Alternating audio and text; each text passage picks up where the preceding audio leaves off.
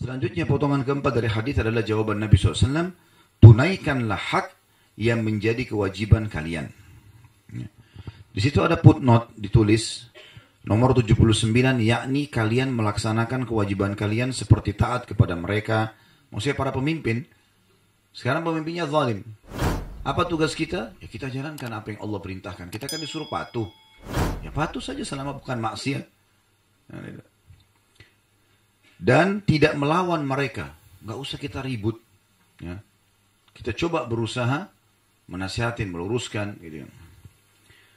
Saya katakan, kata penulis, hal ini dibatasi selama mereka tidak menampakkan kekufuran yang nyata.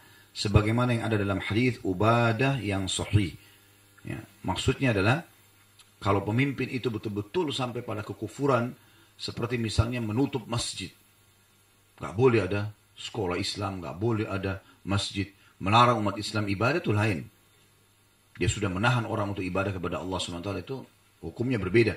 Tapi kalau kita masih boleh sholat, kita masih bisa puasa, kita masih bisa sedekah, kita masih bisa majelis ilmu, udahlah, doakan supaya dapat hidayah. Ya. Dan jangan perbanyak musuh ya. Ini yang saya pernah jelaskan. Banyak orang subhanallah di Indonesia ini kayak jadi seperti kacang goreng saja ya. Membicarakan orang, pemimpin-pemimpin. Dicaci maki fisiknya, caci maki mukanya, caci maki apanya. Terus kalau kita tidak bisa ketemu dan tidak bisa minta maaf di dunia. Yakin gak kalau kita ini akan ketemu di akhirat? Itu keyakinan seorang muslim loh. Ketemu. Pernah Urwah bin Zubair rahimahullah menemui seorang anak muda mencaci maki Hajjaj bin Yusuf. Hajjaj bin Yusuf ini pemimpin yang zalim waktu itu. Orang yang tidak sefaham dibunuh sama dia. Walaupun ulama, dia nggak pusing. Gitu kan? Maka anak muda ini caci maki terus kerjanya. Dicaci maki pemimpin itu, Hajjaj ini. Dia begini, dia begini, dia begini. Oleh Urwah bin Zubair dipegang tangannya. Kata Urwah, wahai saudaraku, jaga lisanmu. Ya. Sesungguhnya, kamu ya, dan orang yang sedang kau bicarakan akan ketemu hari kiamat. Kamu dan orang yang kau bicarakan akan dipertemukan pada hari kiamat. Kalau ada orang yang ada orang yang dizalimi oleh Hajjaj, oleh pemimpin sekarang ini, namanya dia Hajjaj kebetulan. Dia ada orang yang dia zalimi, maka pasti Allah akan memberikan hak orang yang terzalimi darinya. Mau nggak mau, Allah akan hukum dia. Tetapi jangan lupa, Allah pun akan memberikan Hajjaj hak-hak dari orang yang menzaliminya. Sekarang dia zalim nih, diambil tanahnya orang, dia segala macam. Oke, dia dihukum sama itu. Kita gunjing dia, kita juga dosa kan? Berarti kita nanti akan diambil pahala kita, dikasih kepada dia, walaupun dia orang zalim. Kan jadi masalah. Lalu untuk apa kita masuk ke wilayahnya orang lain? Lebih baik kita bilang, ya Allah berikan hidayah. Ya, ini kadang-kadang ibu-ibu lagi masak di dapur bicara politik. Untuk apa? Goreng tempe, apa? Itu urusannya laki-laki, nggak usah masuk ke sana. Hah? Di pinggir jalan, di warung kopi bicara masalah politik, di pinggir got. Ya, nggak nyambung semuanya. Ini penonton bolanya lebih hebat daripada pemain bolanya nih.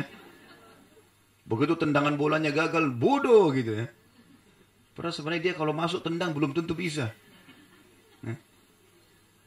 Sekarang ibu-ibu saya tanya, kalau seandainya rumah kita berantakan rumah ini, lalu kita mau bersihin. Di sini berantakan, sana berantakan, tumpah segala macam. Rumah ini sebesar ini saja, taman kita lagi banyak rumputnya, kita mau kerja sendirian. Berapa lama dibutuhkan waktu? Capek atau tidak? Bagaimana kalau 2 rumah? Bagaimana kalau 10 rumah? Bagaimana kalau 1 RT? Bagaimana 1 RW? Hah? Bagaimana kalau 1 kecamatan? Bagaimana kalau 1 wilayah? Bagaimana kalau 1 negara? Seperti orang urus, seperti mau goreng kerupuk gampang. Enggak gampang. Kita aja kadang-kadang punya masalah sama tetangga, 1 orang sudah pusing luar biasa. Lagi ribut sama 1 orang teman. Misalnya masalah rumah tangga, ribut sama istri atau sama suaminya.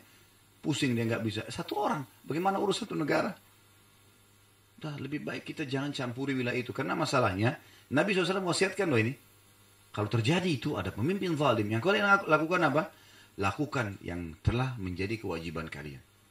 Disuruh patuh pada hal yang tidak melanggar agama. Kalau kita pakai KTP, paspor, segala macam, rambu-rambu lalu lintas, patuhi aja. Kan tidak ada pelanggaran agama, ya sudah. Kita patuhi saja yang itu. Kalau yang melanggar agama, jangan dipatuhi. Kalau memang konsep agama gitu. Kata Nabi SAW, La ta'ata li makhlukin fi maksiati khalik. Tidak boleh ada ketaatan kepada makhluk, padahal yang berbau maksiat kepada Sang Pencipta.